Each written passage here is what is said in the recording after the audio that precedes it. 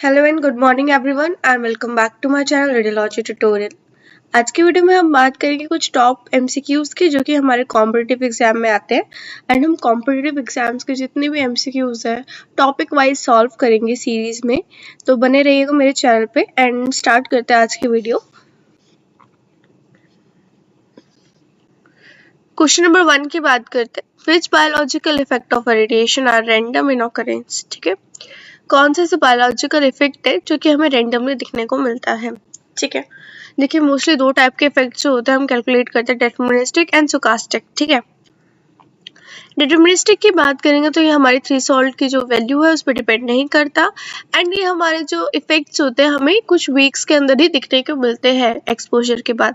Stochastic की बात करेंगे तो ये हमारे लॉन्ग टर्म के जो इफेक्ट्स होते हैं वो होते हैं, जैसे कैंसर हो गया एंड अदर जो हमारी डिजीज हो गए, बायोलॉजिकल इफेक्ट होते हैं वहाँ पे किसको देखने को मिलते हैं, हमारे स्टोकास्टिक इफेक्ट में। एंड जो एक्यूट रेडिएशन सिंड्रोम है ये भी हमारा किसका पार्ट है, डिटरमिनिस्टिक का ही रेडिएशन का इफेक्ट होता है। तो इसका करेक्ट आंसर हमारा क्या होना चाहिए, ऑप्शन ए। ठीक है, क्वेश्चन नंबर 2 पे चलते हैं। Which of the following is the unit of a radiation dose equivalent. Dose equivalent की वो क्या है, यूनिट क्या है। तो इसका वैसे करेक्ट आंसर होना चाहिए हमारा क्या, डी। सी वर्ड जो होता है वो हमारा क्या होता है, डोज इक्विवेलेंट की हमारी यूनिट कहलाती है। ठीक है, which of the following will help to reduce the radiation exposure to the patient. हमारे जो पेशेंट को रेडिएशन एक्सपोजर करता है उसको रिड्यूस करने में क्या हेल्प करता है। A is decreasing KBP, B is utilizing AEC, C is increasing MAS या फिर D utilizing radiographic grid। अगर हम इसके करेक्ट आंसर की बात करते हैं तो इसका करेक्ट आंसर हमारा वैसे बी होना चाहिए, utilising AEC, automatic exposure control. जो हमारा एक्सपोजर होता है MA KBP दोनों ही कंट्रोल कर लिया जाता है हमारे AEC के द्वारा। ठीक है, क्वेश्चन नंबर 4 की बात करते हैं। अकॉर्डिंग टू द NCRP मतलब national council of radiation protection and management, देखिए NCRP के द्वारा ही हमारे जितने भी मोस्टली रूल्स है वो पास किए जाते हैं हमारे रेडिएशन प्रोटेक्शन के लिए। What is the minimum lead requirement for the lead apron. हमें जो हमारा लैड एप्रेन होता है उसके लिए लैड की थिकनेस कितनी होनी चाहिए। इसका करेक्ट आंसर वैसे होना चाहिए बी, 0.25 mm PB हमारे किसके लिए यूज करते हैं, लेड की थिकनेस के लिए यूज करते हैं। ठीक है, नेक्स्ट क्वेश्चन पे चलते हैं। क्वेश्चन नंबर 5 की बात करते हैं। Which of the following is considered as a geometrical factor that cause unequal magnification of a different portion of same object. जो हमारा ज्योमेट्रिकल फैक्टर आर्टिफैक्ट होता है वो किसकी वजह से आता है।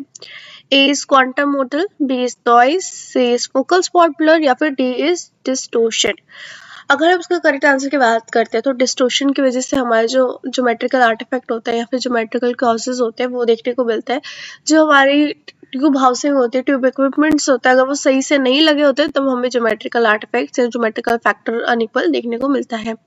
ठीक है, क्वेश्चन नंबर 6 की बात करते हैं। Which of the following changes are necessary when the image is patient in a dry glass cast। अगर हम ड्राई ग्लास कास्ट में पेशेंट की इमेज ले रहे होते हैं तो हमें क्या चीज़ मेंटेन करके रखनी पड़ती है। A is increasing KVP, B is increasing MAS, C is increasing grid ratio and D is no changes in the technical factor are necessary। वैसे इसका करेक्ट आंसर हमारा होना चाहिए A, increasing KVP। जब भी हम फाइबर ग्लास में हम कास्ट करते हैं, एक्सपोजर करते हैं तो हमें केवीपी ज्यादा रखना पड़ता है। ठीक है, क्वेश्चन नंबर 7 की बात करेंगे। विच MA range is used in fluoroscopy procedure. जो हम MA की रेंज रखते हैं फ्लोरोस्कोपी में वो क्या होती है। A is 0.5 to 5 MA, B is 5 to 10 MA, C is 50 to 100 MA या फिर D 100 to 150 MA। देखिए जब हम नॉर्मल फ्लोरोस्कोपी करते हैं विदाउट कॉन्ट्रास्ट तब हमारा जो MA होना चाहिए, MA की रेंज होनी चाहिए वो 0.5 to 5 MA होना चाहिए, ऑप्शन ए। बट जब हम कॉन्ट्रास्ट के साथ करते हैं, ठीक है, हम कॉन्ट्रास्ट फ्लोरोस्कोपी करते हैं तब हमारा क्या होना चाहिए, इसका करेक्ट आंसर होना चाहिए सी, 50 to 100 MA यूज करते हैं। ठीक है, in which year did Thomas Edison invent the fluoroscopy. Thomas Edison sir ने ही हमारा जो फ्लोरोस्कोपी का इन्वेंशन किया था, उन्होंने कब किया था। A is 1895, B is 1896, C is 1913 and D is 1920। इसका करेक्ट आंसर हमारा होना चाहिए B, 1896 में सर थॉमस एडिसन ने हमारा फ्लोरोस्कोपी का इन्वेंशन किया था। एंड 1895 की बात करेंगे तो सर विलियम रॉन्टेजन ने हमारी एक्सरेज का इन्वेंशन किया था। नेक्स्ट लाइन में चलते हैं। क्वेश्चन नंबर 9 की बात करते हैं। A system used in a view radiographs is called PACS. जो हम पैक्स का सिस्टम यूज करते हैं वो किसके लिए स्टैंड करते हैं? A is projection axis communication system, B is printer analog computer system, C is picture activate computer system, या फिर D picture achieving and communication system. इसका करेक्ट आंसर क्या होना चाहिए? हमारा D picture achieving and communication system हमारे PACS का full form होता है। इसकी हेल्प से जो हम पिक्चर्स होती है, हमारी रेडियोग्राफिक फिल्म्स होती है जो हम लेते हैं, वो एक जगह से दूसरी जगह या दूसरे सिस्टम में इजीली ट्रांसफर कर पाते हैं without any movement of the film और the cassette. Okay, question number 10 की बात करते हैं। On a posterior anterior chest radiograph, जब भी हम पीए व्यू लेते हैं हम चेस्ट का, ठीक है, which of the following should be included on the x-ray? कौन सा आना जरूरी है? A is maximum of 8 posterior ribs, B is exhaled lungs, C is trachea including the upper thoracic, या फिर D top of the iliac crest. Iliac crest हम कभी भी नहीं लेते फर्स्ट ऑफ ऑल जब भी हम चेस्ट का एक्सरे करते हैं, ठीक है। रिब्स तो ऑलवेज इंक्लूड हो गई जब हम चेस्ट का एक्सरे करेंगे, तो इसका करेक्ट आंसर होना चाहिए हमारा C, the trachea including the upper thoracic. हमारा पूरा अपर थोरेसिक का पार्ट आना चाहिए एंड हमारा ट्रैकिया भी इंक्लूड होना चाहिए। क्वेश्चन नंबर 11 की बात करेंगे। How is this shoulder position? जो डायग्राम में शोल्डर जॉइंट दिख रहा है हमारा एक्सरे, वो किस तरीके से पोजीशन है? A is lateral, B is internal rotated, C is external rotated, या फिर D none of the above. तो इसका करेक्ट आंसर क्या होना चाहिए? हमारा ए, ये लेटरल साइड है, हमारे जो शोल्डर जॉइंट का एक्सरे लेटरल साइड को प्रेजेंट कर रहा है। क्वेश्चन नंबर 12 की बात करेंगे। Female patient come from a x ray procedure with a diagnosis of GERD. GERD किसके लिए स्टैंड करता है? तो इसका करेक्ट आंसर होना चाहिए हमारा गैस्ट्रोइसोफेगल रिफ्लक्स डिसीज। इस डिजीज के अंदर कितना होता है कि जितना भी हमारा एसिड्स होते हैं पेट में या फिर फूड हो गया, जब वो बैक फ्लो करने लग जाता है और हमारे इसोफेगस की हमारे टाइका की तरफ मूव करने लग जाता है, ऊपर को आने लग जाता है खाना, ठीक है। क्वेश्चन नंबर 13 की बात करते हैं। Which reference line is placed perpendicular to the IR for the projection of a skull? हम जब कॉल्डवेल मेथड यूज करते हैं हमारे स्कल का पे व्यू लेने के लिए, तो हमारी कौन सी लाइन जो होती है वो परपेंडिकुलर होती है हमारी आईआर के। इसका करेक्ट आंसर क्या होना चाहिए? हमारा सी, OML, मतलब ऑर्बिटोमेटल जो लाइन होती है वो हमारी क्या होती है? परपेंडिकुलर होती है आईआर के, जब भी हम जो होता है कॉल्डवेल मेथड करते हैं, ठीक है, पीए व्यू लेते हैं हमारे जब एक्सरे का तब। क्वेश्चन नंबर 14 की बात करते हैं। Which is the most common fracture in a carpal bone? मतलब जो हमारी मोस्टली फ्रैक्चर हो जाती है बोन, हमारी कार्पल बोन कौन सी है? इसका करेक्ट आंसर हमारा होगा सी, स्कैफोल्ड, ठीक है। क्वेश्चन नंबर 15 पे चलता है। Which of the following is not part of a quality assurance program? तो कोई क्वालिटी एश्योरेंस जो प्रोग्राम होता है उसके अंदर क्या आता है कि हमारी जितनी भी मशीनरीज टेक्निक यूज है वो प्रॉपरली वर्क करे एंड 2 टेस्ट होते हैं जिसकी जस्टिफिकेशन होना चाहिए, उनका प्रॉपरली वर्क होना चाहिए उनका। अगर नहीं हुआ है तो उनको आइडेंटिफिकेशन करना एंड वो कैसे प्रॉपरली वर्क करेंगे उनका करेक्शन करना हमारे क्वालिटी एश्योरेंस के अंदर आता है, ठीक है। ऑप्शन ए देखते हैं। Making sure the efficiency of equipment, ये आता है इक्विपमेंट हमारे सही से काम करे एंड इतने अच्छे से काम करे कि जिस प्रोसीजर के लिए वो बने वो प्रॉपरली वर्क कर पाए, एफिशिएंट एंड प्रॉपर क्वालिटी दे पाए, ठीक है। B is making sure that patient is satisfied. देखिए हमारा पेशेंट सेटिस्फाइड करने से कोई मतलब नहीं होता है, ठीक है।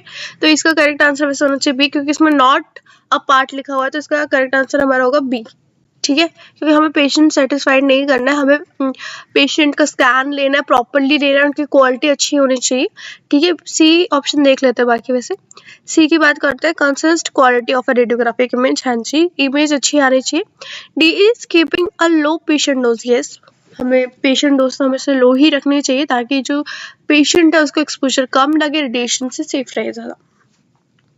क्वेश्चन नंबर 16 की बात करते हैं। Which is one of the duties of radiation safety officers? जो भी रेडिएशन सेफ्टी ऑफिसर्स आते हैं उनकी ड्यूटी क्या होती है? Is conduct a yearly reviews of a record of a radiation level, हाँ जी, ये भी होती है। बी की बात करते हैं। Conduct a quarterly reviews of a radiation safety programme, हाँ जी। C is conduct a annual briefing of educational sessions with our employees, and D is all of the above. तो इसका करेक्ट आंसर क्या होगा हमारा? All of the above. ये सारे ही काम हमारे रेडिएशन सेफ्टी के जो ऑफिसर्स होते हैं उनका होता है कि वो हर चीज़ का ध्यान रखें, हमारे रेडिएशन रिकॉर्ड्स रखें, सेफ्टी प्रोग्राम में भी ध्यान दें और प्री फ्रीज की एजुकेशन एंड एम्प्लॉयज अरेंज करें। ठीक है, नेक्स्ट क्वेश्चन पे चलते हैं। क्वेश्चन नंबर 17 की बात करते हैं। What is the principle of radiation protection stating that whenever the ionising radiation has been applied to the humans it should be as far below the dose limit as practical. तो जब भी हम बात करेंगे रेडिएशन प्रोटेक्शन की तो वो किस प्रिंसिपल पे काम करता है? ए इज कोलाम कीजी, B is depth, C is FIT या फिर डी अलारा। तो हमारा जो रेडिएशन प्रोटेक्शन है किसके प्रिंसिपल में काम करता है? अलारा के प्रिंसिपल में। As low as reasonable achieving, मतलब इतने ही डोज लगे हमारे पेशेंट को जितनी उसके लिए रीजनेबल है। ठीक है, क्वेश्चन नंबर 18 की बात करेंगे। ठीक है, of the total radiation exposure for a general public what is the percentage for the medical and dental radiation? जब भी हम डेंटल रेडियोग्राफी करते हैं तो हमें कितना एक्सपोजर रखना चाहिए हमारे परसेंटेज पे हमारे रेडिएशन का? तो इसका करेक्ट आंसर होना चाहिए हमारा सी 37%। ठीक है, क्वेश्चन नंबर 19 की बात करेंगे। A unit measuring a radiation in is REM। REM की बात करते हैं, REM किसके लिए स्टैंड करता है? तो इसका करेक्ट आंसर हमारा क्या होना चाहिए? पहले ऑप्शन पढ़ लेते हैं। A is radiation equivalent man, B is roentgen early man, या फिर C radio active early management, या फिर D radiation evolvent management. Correct answer इसका है A, radiation equivalent man. Question number 20 की बात करेंगे तो when parts of a body are being imaged, what restriction is useful an X-ray beam for causing unnecessary exposure? unnecessary exposure से बचाने के लिए हम किसका यूज करते हैं? हमारे बी कॉलिमिनेशन का यूज करते हैं, ताकि जितना हमारा व्यू है, जिस व्यू में हमें एक्सपोजर चाहिए उसी में हमारी एक्सपोजर पड़े, रेडिएशन पड़े और इमेज क्वालिटी अच्छी आए। ठीक है, आज का सेशन यही खत्म करते हैं। होप सो आपको वीडियो इन्फॉर्मेटिव लगे हो। अगर आपको वीडियो इन्फॉर्मेटिव लगे हो please like and share and subscribe my channel for more videos. मैं ऐसी ही सीरीज लाने वाली हूँ अपने चैनल पे एंड टॉपिक वाइज हम लोग सारे जितने भी डाउट्स हैं वो क्लियर करेंगे स्टूडेंट्स के एंड हम कॉम्पिटिटिव एग्जाम्स की तैयारी करेंगे। So tata bye bye, take care and subscribe my channel.